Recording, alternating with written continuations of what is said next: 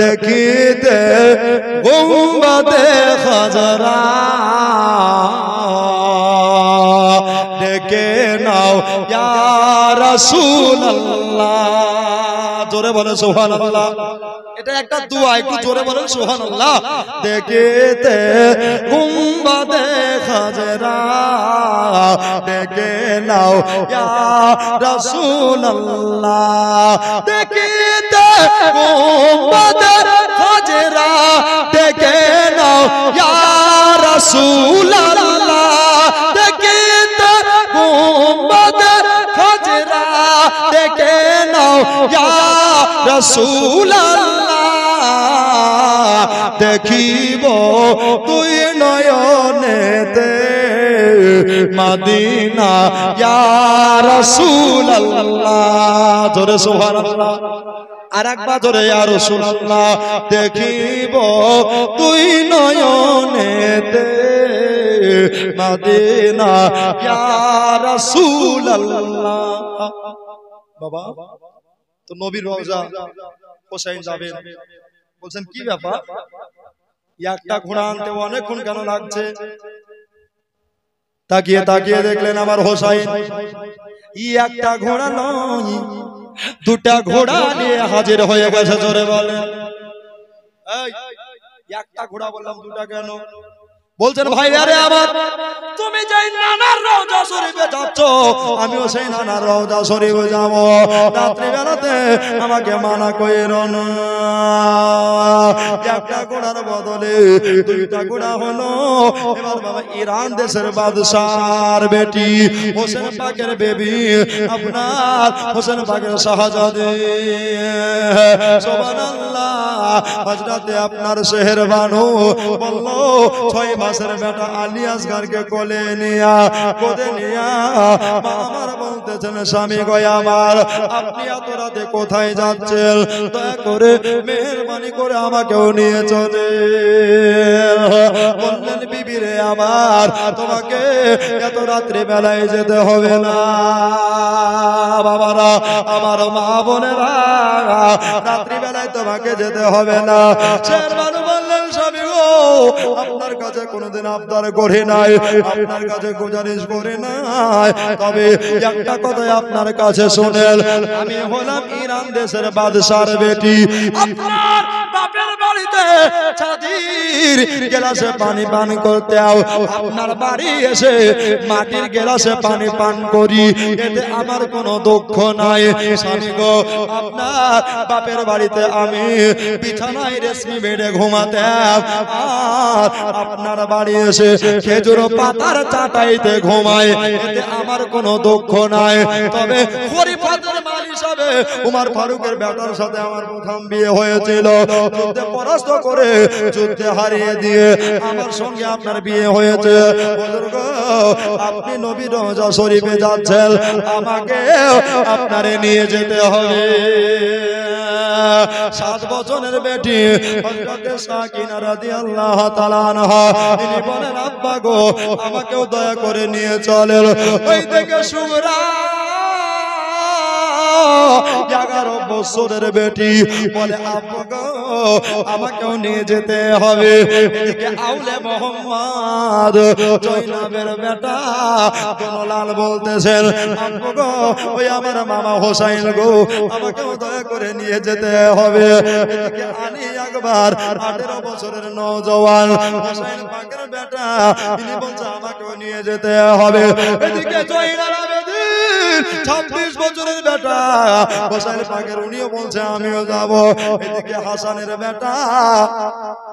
আপনার হোসেন পাকের বড় ভাইয়ের বেটা যার নাম হলো হযরতে কাসেম জোরে বলেন সুবহানাল্লাহ এই কাসেম বলছে চাচা গো আমাকেও দয়া করে নিয়ে চলেন হোসেন বলল রাত্রি বেলায় কাকে মানা করব কাকে মানা করব ওকে নিষেধ করলো না বলল সবাই মিলে চলো আমরা নানার রওজা শরীফে যাই সবার গোড়া নিজে লিয়া হুজুর আমার নবীর রওজা শরীফে পৌঁছে গেলেন একবার জোরে বলেন সুবহানাল্লাহ সুবহানাল্লাহ যেমনি রওজায়ে আতাহারে পৌঁছে যাওয়া সবাই সব দিকে দাঁড়িয়ে গেল সবাই সব দিকে দাঁড়িয়ে বলল কিন্তু আমার হোসাইন রাদিয়াল্লাহু তাআলা আনহু নবীজির কদমের জায়গায় দাঁড়ালেন জোরে বলেন বলে নানা গো ও নানা চলে যাচ্ছে নানা গো আমার জন্য দোয়া করি আল্লাহ দুনিয়ার সব হাজিরা আসবে আপনার রওজা শরীফ জিয়ারত করবে কিন্তু আজকে মদিনা ছেড়ে চলে যাচ্ছে নানা গো আমার জন্য দোয়া করিয়েন আপনি তো মরা নয় তাকাল তাকাল আপনি তো মরা নয় আপনি হলেন জিন্দা একবার জোরে বলেন সুবহানাল্লাহ নূরের নবী ইয়া রাসূলুল্লাহ ইয়া হাবিবাল্লাহ হুজুর গো আপনি দয়া করে একবার কথা বলেন কথা কেন বলেন না আর তো কেন করেন না গো নানা আমি আমার রওজা শরীফে সবই শুনতে পাই কিন্তু আপনার কথা বলছে না হোসেন বললেন নানা গো আমরা সে আদরের নাতি নানা গো আমরা সে প্যারের নাতি আপনার আমরা যখন কাঁদতাম আমাদের তোমরা দলিয়ে দেওয়ার জন্য স্বয়ং জিবরাইল ফেরেশতা আসতো গো নানা জোরে বলেন নানা গো দয়া করে মেহেরবানি করে একবার আপনি দেখা দেন গো নানা আমি চলে যাচ্ছি নানা আমি আর কোনোদিন আপনারে দেখতে পাবো না আইরে নানা পাগল হোসাইন চোখের পানিতে মুখ গলা ভাসাচ্ছে ওগো আমার মা বোনেরা গো ওগো আমার বাপজি ভাইয়েরা গো এবার হোসেন কেঁদে জারে জার হয়ে যায় নানা গো নানা এখনই আমাকে দেখা দেন গো নানা এবার বাবা নবী আমার রওজা শরীফ থেকে এত দূর হাত বার করেছে জোরে বলেন সুবহানাল্লাহ যারা যারা নবীকে মরা বলে তারা কান খুলে শুনে নেন দিল দিয়া শুনে নেন নবী আমার রওজা থেকে এত দূর হাত বার করে দিয়া বলতেছে যাও লালে ফাতেমা যাও ইবনে হায়দার চলে যাও যাও তুমি নবীর নওয়াজা যাও পরীক্ষা তোমায় দিতে হবে ইমতিহান তোমায় দিতে হবে ইসলাম বাঁচাইতে হবে কোরআন তোমায় বাঁচাইতে হবে যাও রে ফাতেমা যাও তবে ভয় পেও না নবী আমার বলছে ভয় পেও না এদিকে তুমি একাই থাকবা আর ওদিকে 22,000 তলোয়ার এই তলোয়ারের নিচে তোমার গলা থাকবে রে ভাই তবে আমি তোমার নানা একবার জোরে বলেন সুবহানাল্লাহ নবী বলছে আমি তোমার নানা আমি তোমার নানা আমি তোমার জন্য হোসাইন গো আমি তুমি যেই দিন শহীদ হয়ে যাবা ওই দিনটা হবে শুক্রবার কি বার একবার জোরে বলেন শুক্রবার জুম্মার নামাজের টাইম হবে ওই সময়তে তুমি নামাজ পড়ে নিবা আমি তোমার নানা আমি তোমার নানা তুমি আর কোনো পানি নয় সমুদ্রের কোনো পানি নয় সাগরের কোনো পানি নয় আমি তোমার নানা হাউজে কাউসারের এক গ্লাস ঠান্ডা পানি নিয়া দাঁড়িয়ে থাকবো যাও গো আমার হোসাইন যাও নানার মাজারে চুমা দিয়া পাক হোসাইন আপনার নানার মাজার থেকে বেরোচ্ছে এই জন্য কবি বলতেছেন ও গো দয়ার নানা যান জোরে বলুন আরেকবার জোরে বলেন ও গো দয়ার নানা যান ও গো সরোবরে মদিনা ও গো দয়ার নানা জান ওগো সরওয়ারে মদিনা তোমার হোসেন হয়েছে সে যে কারবালায় রওয়ানা জোরে বলে সুবহানাল্লাহ আরেকবার জোরে বলেন ইয়া হোসেন তোমার হোসেন হয়েছে সে যে কারবালায় রওয়ানা ও গো দয়ার নানা ছেড়ে যায় সোনার মদিনা ছেড়ে যায় সোনার মদিনা করিয়া দেখে লাও আর যে দেখা হবে না করিয়া দেখে লাও আর যে দেখা হবে না ও গো দয়ার নানা জান ও গো সরওয়ারে মদিনা জোরে বলো হোসাইন নাজান মাজারে শেষ সালাম দিয়ে বার হয়ে গেল তো বলছেন আর তো বেড়াতে পারবো না তো সবার আগে জয়নাবের ঘোড়াটা তুমি আগে নিয়ে যাও সেহেরবানো জি হুজুর তোমার ঘোড়াটা তুমি পরে নিয়ে যাও আলী আকবর কাসেম জয়নাল আবদিন আওলে মোহাম্মদ সাকিনা সুবরা তোমরাও যাও চলো তোমাদের পিছু পিছে আমি যাব জোরে বলেন বলছে তাই হয় আপনি হচ্ছেন আমাদের ইমাম আপনি আগে যাবেন বলছে না তোমাদের নিগরানি করতে করতে আমি নিয়ে যাব জোরে বলেন সুবহানাল্লাহ সবার শেষে হোসাইন চলছেন সবার ঘোড়া আগে আগে যায় হোসেনের ঘোড়া পিছে পিছে যায় নানার মাজারে সবুজে গম্বুজের দিকে একবার তাকায় আমার হোসেনের চোখ দিয়া পানি পড়ে গেল নানার দেখা হবে না আর ইয়াদাত করা হবে না আর মুলাকাত করা হবে না এবার হোসাইন উনি আপনার কিনা ঘোড়ার সাওয়ারে চলতে লাগলেন সবার ঘোড়া 20 কদম থেকে 30 কদম এগিয়ে গেছে কিন্তু আমার হোসেনের ঘোড়া আগেও যায় না পিছেও বাড়ে না হোসেন এত জোরে জোরে লাগাম টানে আল্লাহর কসম বাবারে ভাইয়েরা রে আমার মা বোনেরা রে এবার বাবা ঘোড়া কিন্তু এক পা আগে যায় না এক পা যেন বাবা পিছেও বাড়ে না আপনার হযরতে আলী আকবর হোসেনের নওজোয়ান যুবক বেটা বললেন ও ফুফু আম্মা গো হযরতে জয়নাব রাদিয়াল্লাহু তাআলা আনহা দাঁড়িয়ে যাও ফুফু গো দাঁড়িয়ে যাও কেন জানি না আজকে আমার ঘোড়া আমার আব্বার ঘোড়া কেন আগে বাড়ছে না আমার আব্বার ঘোড়া কেন হেঁটকে গেছে মা গো আমার আব্বা শরীরে কোনো জ্বর হলো নাকি সবার ঘোড়া এবার পিছু করে দিয়া হোসেনের সামনে চলে গেল জয়নাব রে আমার ঘোড়া আর আগে যাচ্ছে না এই জন্য যাচ্ছে না শেরবানু বললেন স্বামী গো আমার আপনার কেন ঘোড়া থেমে গেল জয়নাব বলছে ভাইয়া রে তোমার ঘোড়া কেন থেমে গেল একবার বলো মেহরবানি করে তাড়াতাড়ি বলে দাও জয়নাব তাকিয়ে দেখ তাকিয়ে দেখ রে ওই দেখ আজকে ওটাই যে জান্নাতুল বাকিয়া ওই জান্নাতুল বাকিতে তোমার আবার মা সারা জনমের মতো শুয়ে গেছে আর মদিনায় আসতে পারবো না আর মদিনা দেখা নসিবে হবে না এই জন্য চলে যখন যাচ্ছি তাহলে একটা কাজ করো রে একটা কাজ করো চলো আমার ফতেমা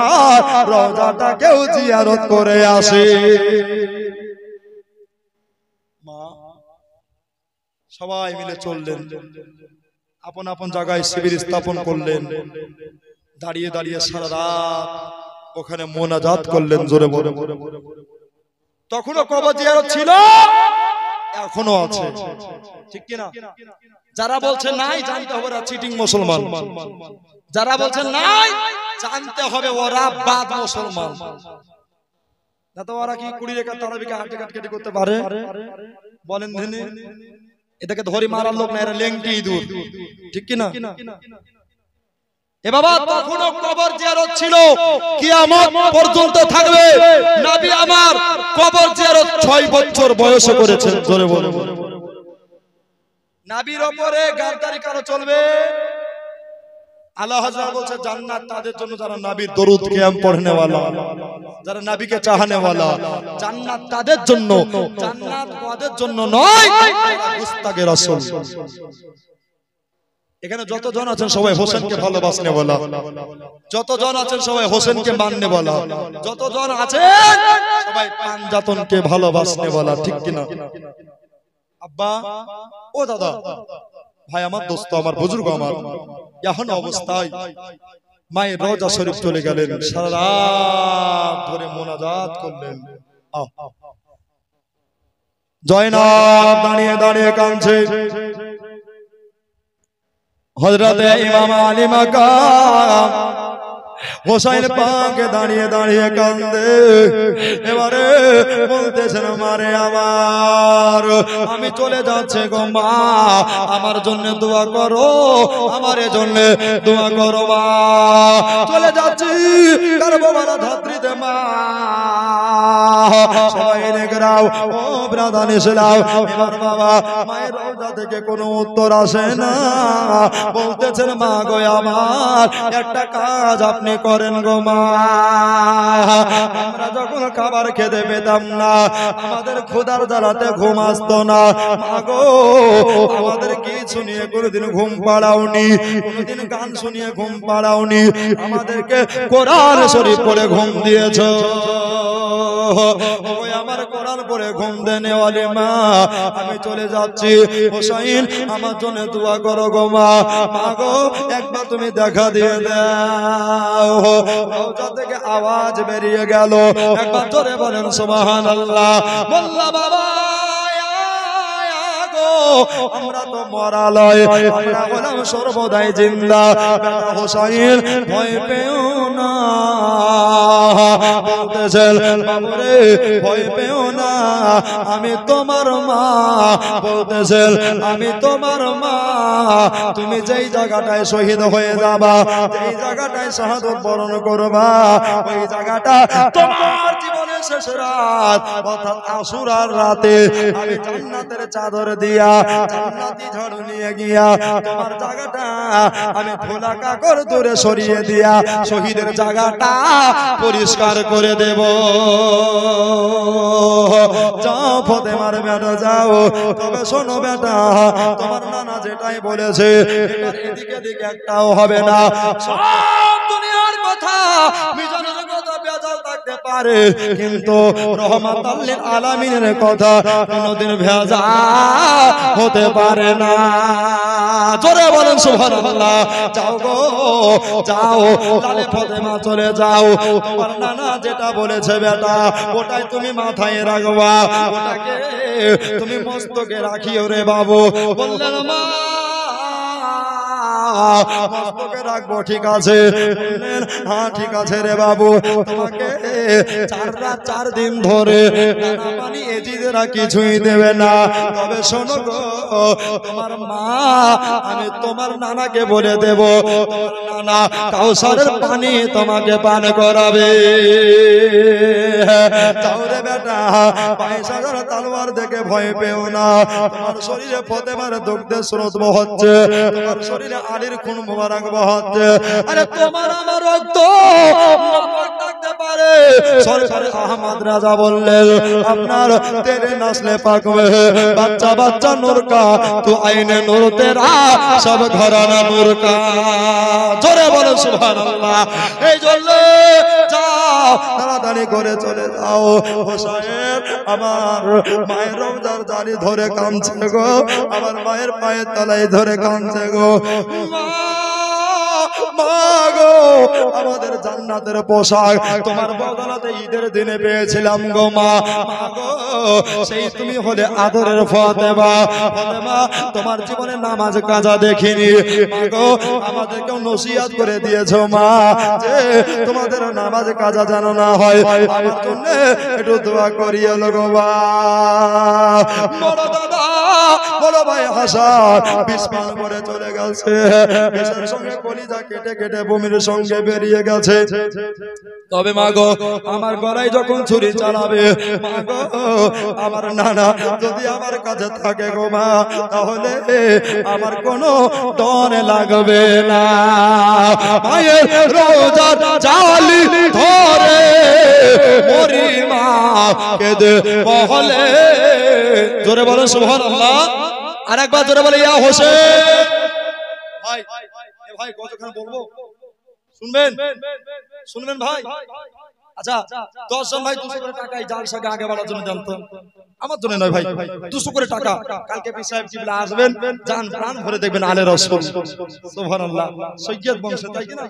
সুবহানাল্লাহ সৈয়দ কা ঘরানা সুবহানাল্লাহ লাগে কি সুবহানা সুবহানাল্লাহ আর তাই তো তুর্তিপুর হয়েছে দিওয়ানা ঠিক কি না সুবহানাল্লাহ আর পীর দেখবে এটাই মনে বাসনা ভাই গো আমার দাদারা বন্ধুরা সুবহানাল্লাহ এই দেখেন বাবা আলহামদুলিল্লাহ একটা মা আমার সুবহানাল্লাহ উনি দিয়েছেন আলহামদুলিল্লাহ জাযাকাল্লাহ ভাইজান 200 করে টাকা 10 জন ব্যক্তি যদি তাও না থাকে 20 জন ব্যক্তি বাবা 100 করে টাকা সুবহানাল্লাহ এই দেখেন আমার দাদা আলহামদুলিল্লাহ মাশাআল্লাহ উনি দিয়ে দিয়েছেন নারায়ে তাকবীর নারায়ে রিসালাত মাসলাকে আলা হযরত জিন্দাবাদ জিন্দাবাদ ভাইজান এই গজগরা শুনতে শুনতে একটু মেহেরবানি করে তাড়াতাড়ি চটচট করে দিয়ে দেন সুবহানাল্লাহ সুবহানাল্লাহুম্মা সাল্লি আলা জোরে মাওলানা জোরে ওয়ালা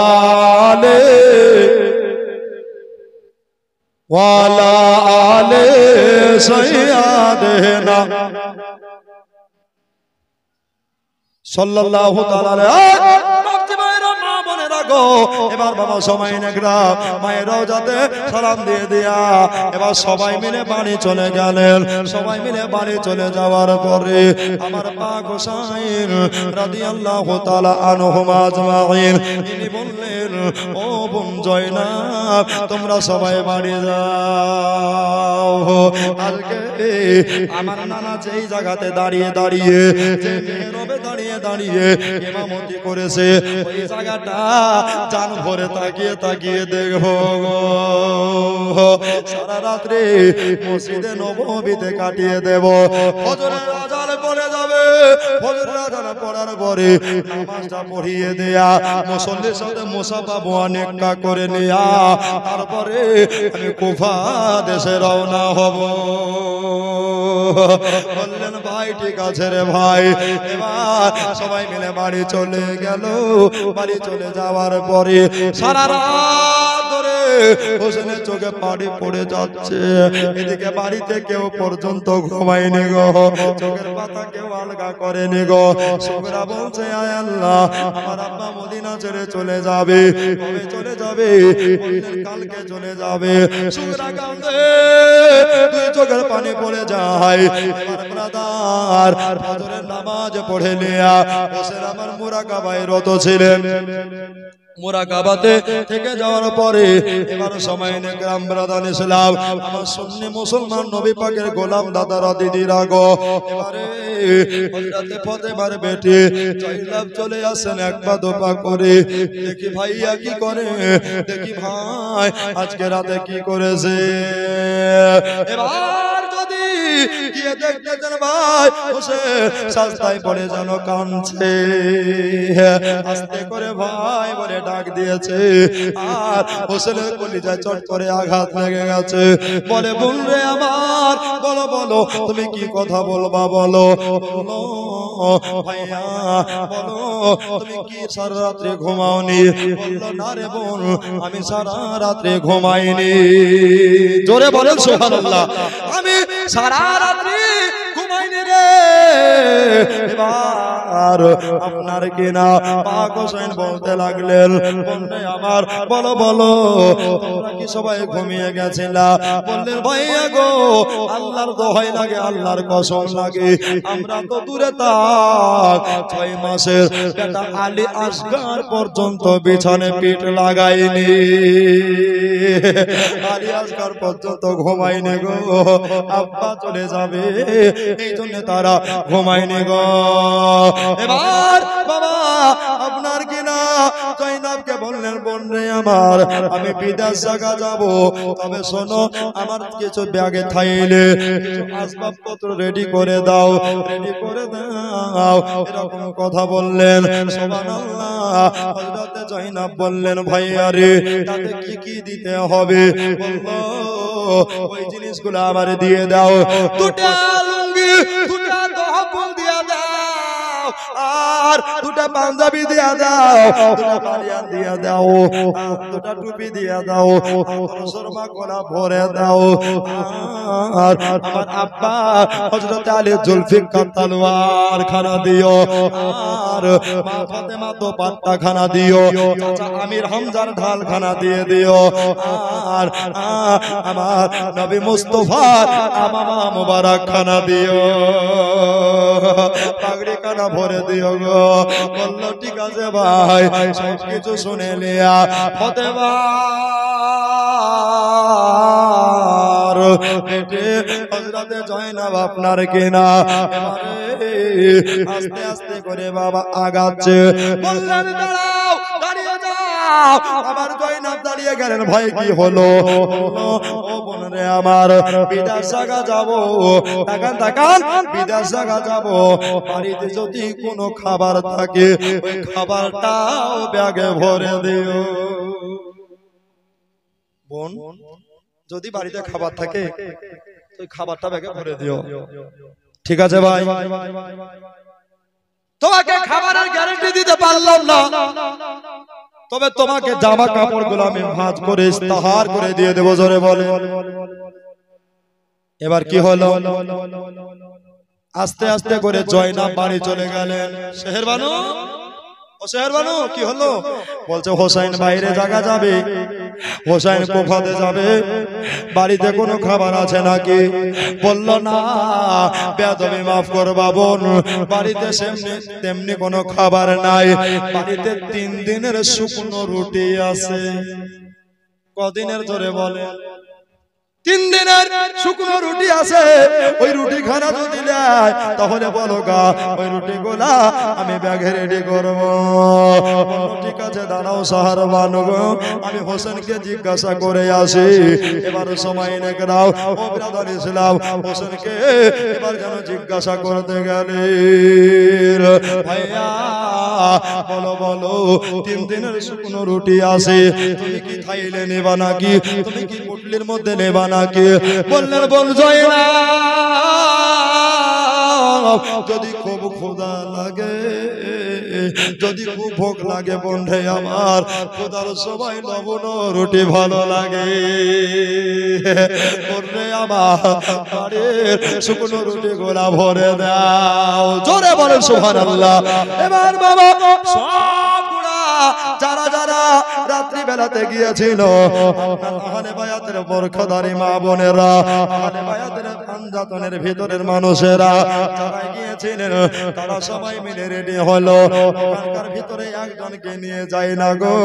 ওটাই হলো হোসেনের আপন বেটি যার নাম হলো সুগরা কি নাম সুগরা সুগরা বলছেন মা চলে যাচ্ছে ভাই চলে যাচ্ছে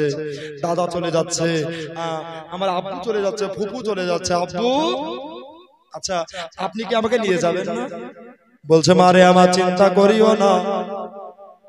আমি তোমাকে নিয়ে যেতে পারলাম না রে বাবা এই জন্য তোমাকে নিয়ে যেতে পারলাম না তুমি যদি চলে যাও তাহলে আমার মদিনা কেটা দেখবে রে আর এই জন্য নিয়ে যাচ্ছে না শরীরে বড় জ্বর লেগে আছে জোরে বলেন সুবহানাল্লাহ বলছে বেটি তোমাকে আগে জ্বর ভালো করতে হবে, তোমার ভাইকে 1 মাস পরে পাঠাবো, তারপরে তুমি মদিনা থেকে কুফায় চলে যেও। আপনার কিনা যেমনি বাবা চড়ে নিয়েছে সবাই, এবার বাবা হযরতে জয়নব রাদিয়াল্লাহু তাআলা আনহা ফাতেমার বেটি আপনার তাকিয়ে তাকিয়ে দেখছে, ইরান দেশের বাদশার বেটি উনি তাকিয়ে তাকিয়ে দেখলো, বাবা কি দেখলো, আপনার সুগরা যেন মাটিতে ধপ করে পড়ে গেছে। আপনারাই বলেন কোনদিন সন্তানকে ফেলে যেতে পারে নাকি গো ভাই?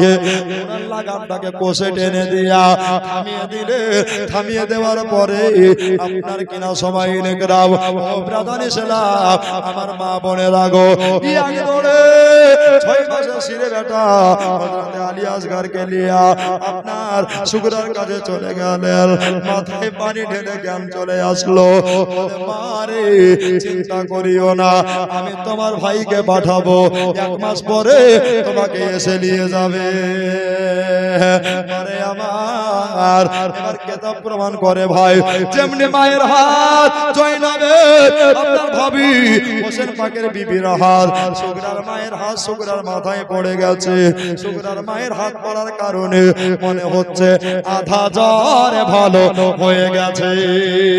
জোরে বলে সুবহানাল্লাহ। মায়ের হাত পড়ার কারণে আধা জ্বর ভালো হয়ে গেছে।